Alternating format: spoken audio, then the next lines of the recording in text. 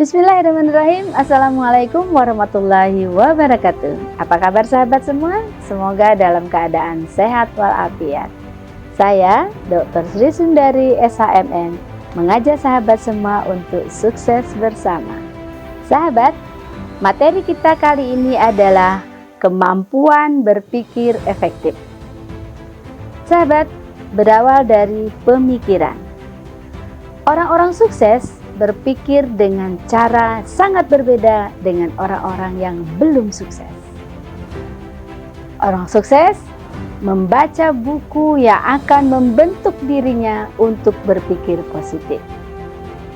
Dengan cara meningkatkan kemampuan berpikir efektif untuk meningkatkan kapasitas berpikir.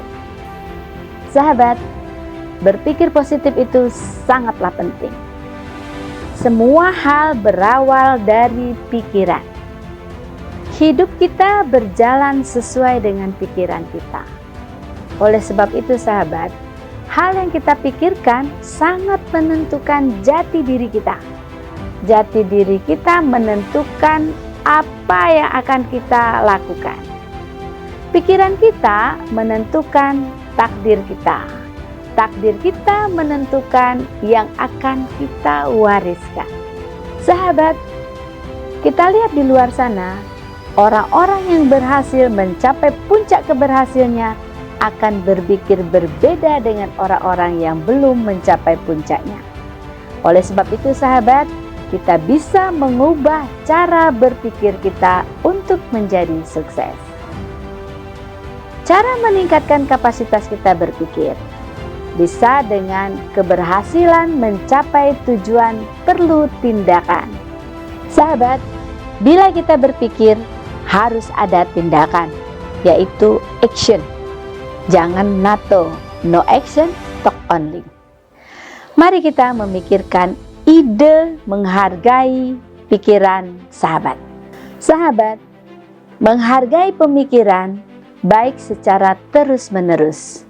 Kita mengajukan pertanyaan kepada diri kita sendiri untuk membantu mengembangkan ide-ide di mana ide tersebut bisa kita temukan untuk meningkatkan kapasitas berpikir kita secara utuh. Dengan action, no action, talk only atau NATO, maka sahabat perlu memikirkan ide untuk menghargai pikiran kita sendiri. Menghargai pemikiran kita itu sangat baik dilakukan secara terus-menerus dengan mengajukan pertanyaan kepada diri kita sendiri. Sahabat, bila ide-ide itu sudah ditemukan dan disiapkan, mari kita lanjutkan dengan langkah kedua. Sahabat, yang kedua, menuliskan ide. Senator Amerika S.I. Koyahawa mengatakan, belajar menulis adalah belajar berpikir. Kalau kita tidak tahu apapun dengan jelas kecuali dinyatakan dengan tertulis. Menulis membuat sahabat memikirkan apa yang akan kita lakukan. Bagaimana bisa menentukan ide bila tidak kita tulis? Tidak ada ide tunggal yang langsung muncul dengan sempurna. Semua ide bisa ditingkatkan dengan cara menulis. Sahabat, semua ide bisa kita tingkatkan pada taraf berikutnya dan ditempatkan pada posisi yang sangat maksimal. Setiap ada gagasan harus dicatat dan berani membicarakannya kepada orang lain. Apabila kita membicarakan kepada orang lain, maka ide itu akan berkembang.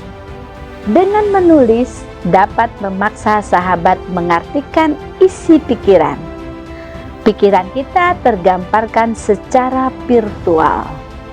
Menuliskan ide-ide sahabat di atas kertas akan sepadan dengan usaha yang akan sahabat harapkan.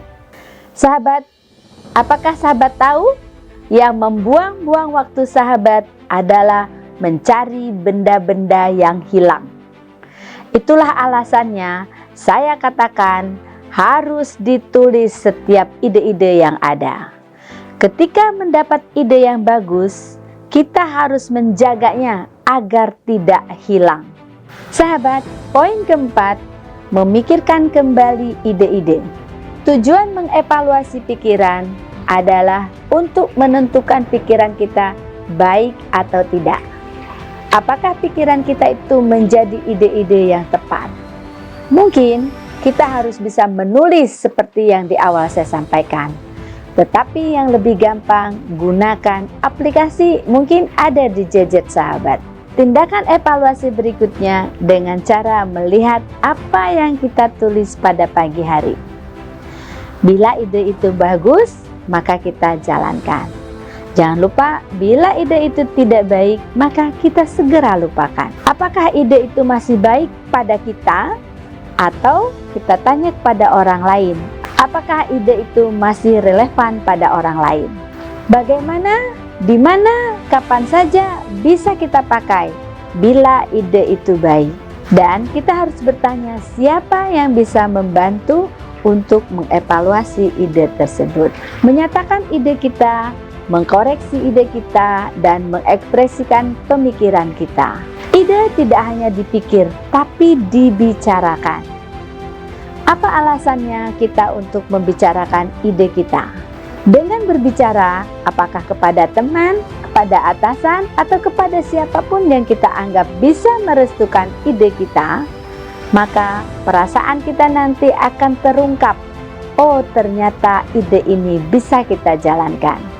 Dan jangan lupa, pendapat kawan-kawan kita, pendapat orang-orang terdekat kita terhadap ide kita harus kita ambil.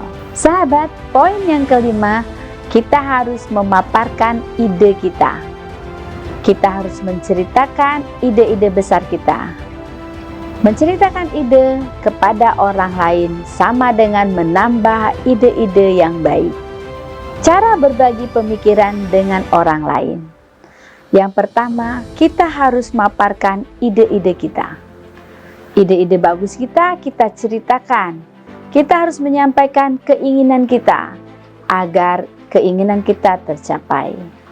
Dan bisa teman-teman kita membantu ide-ide kita. Bila ide telah kita paparkan kepada orang lain atau kolega kita, maka kita harus meminta pendapat atau partisipasi dari sahabat kita atau teman kita.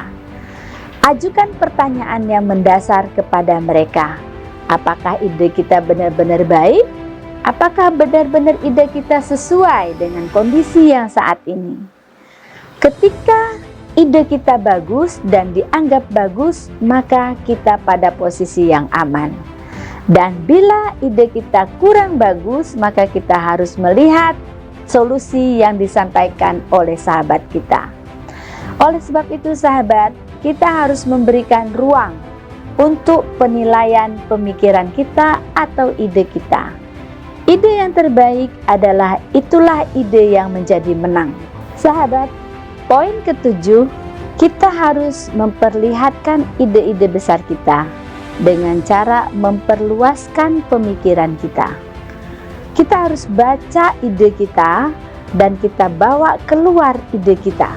Kadangkala ide tersebut bagus menurut kita, ternyata setelah kita informasikan kepada halayak ramai atau teman kita, keluarga kita, ternyata ide itu tidak bagus.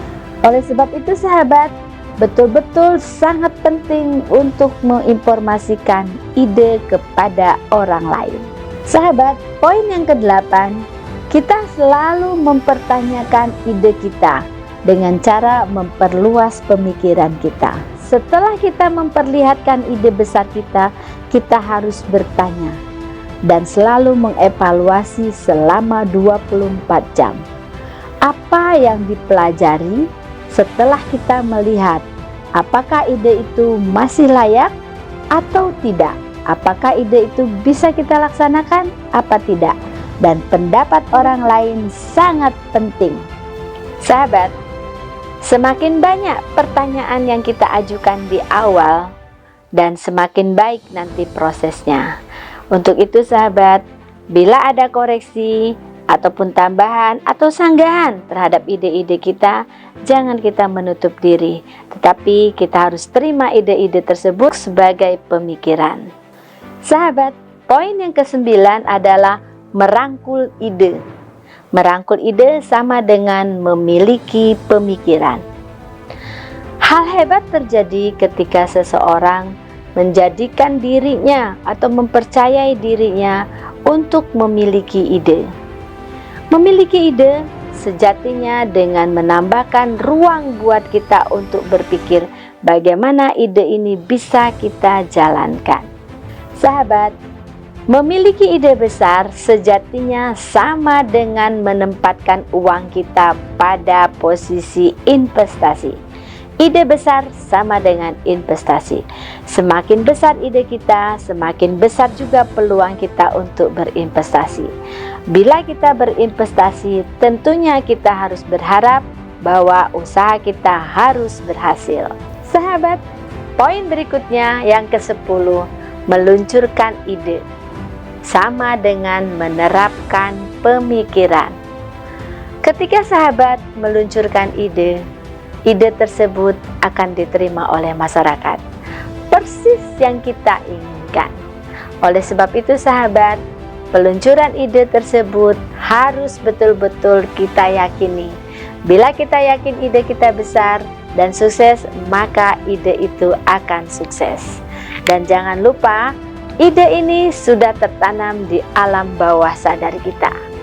Konon katanya, setiap orang yang menginginkan sesuatu dan menyampaikan serta menyimpan ide tersebut di dalam alam bawah sadarnya dan disampaikan saat kepada sahabat atau teman-temannya, maka ide itu akan berjalan dengan sukses. Sahabat, bila ingin sukses, jangan ragu-ragu untuk meluncurkan action kita atau ide kita. Selamat meluncurkan ide dan pemikiran. Sahabat, demikian materi kita kali ini.